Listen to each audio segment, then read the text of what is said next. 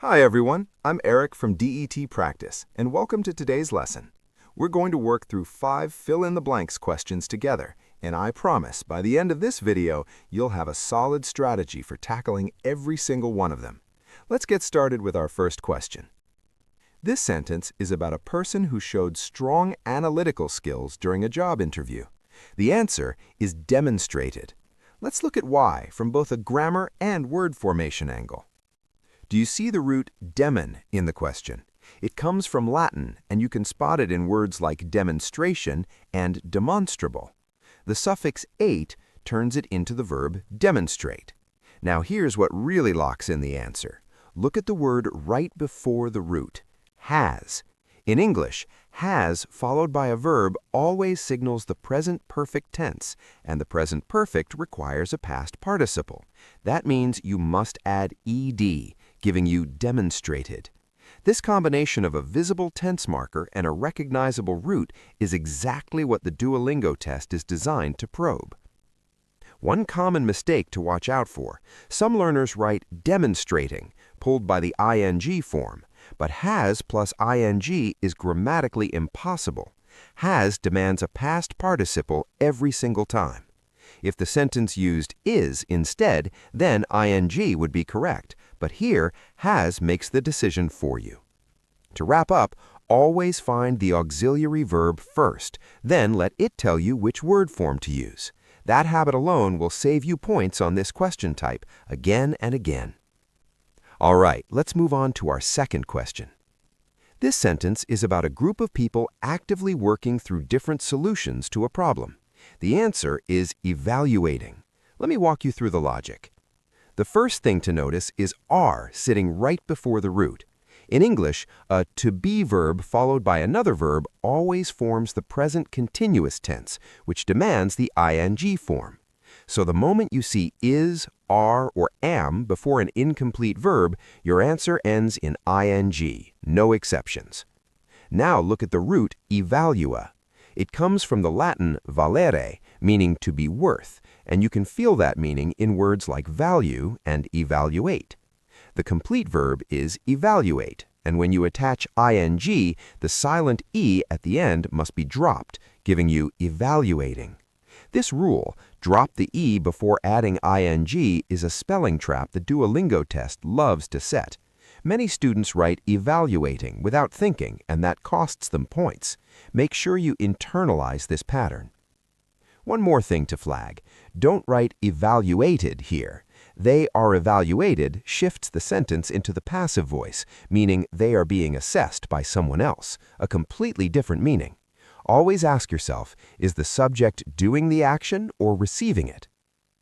Now let's look at our third question. This one has an interesting twist. This sentence is about a teacher who communicated the value of time management to students. The answer is emphasized. This question is a great example of how the absence of something can be just as informative as what's present. Look carefully at the sentence. There is no auxiliary verb anywhere. No has, no is, no was. That absence is your signal. This is the simple past tense. And in simple past, regular verbs simply take ed. So emphasize becomes emphasized.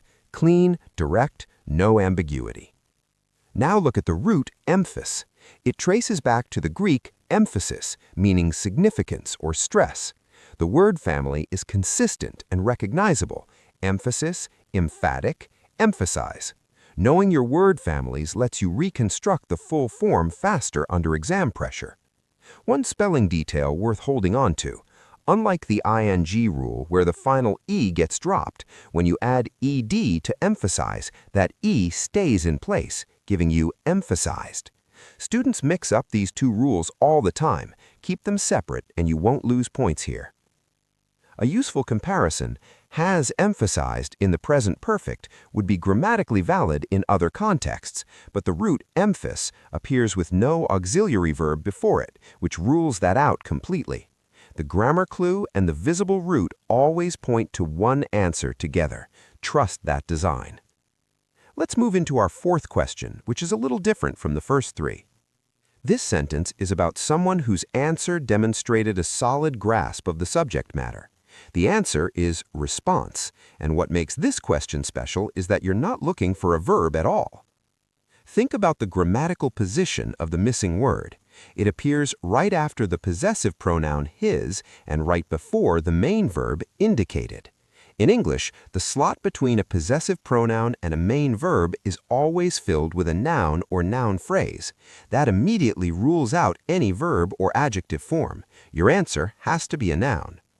Do you recognize the root respond? It points straight to respond from the Latin respondere, meaning to answer. The noun form is built with the suffix nse, giving you response. The word family is rich, responsive, responsivity, responsibility, but in this sentence, what you need is a singular countable noun, and response is the perfect fit.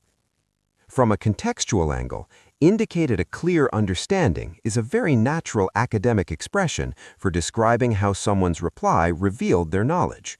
Response pairs with indicate in exactly this way in formal English. Don't confuse it with responsibility or responsive. The grammatical slot calls for a noun, and the root plus the suffix nse lead you straight to response. And here's our fifth and final question. This sentence is about multiple study strategies that have been shown to work well in exam preparation. The answer is approaches, and there's quite a bit to unpack here. The first clue is right at the start of the sentence, the word these. In English, these is the plural form of this, and it must always be followed by a plural noun. So before you even think about word meaning, you already know the answer has to be plural. Now look at the root approach.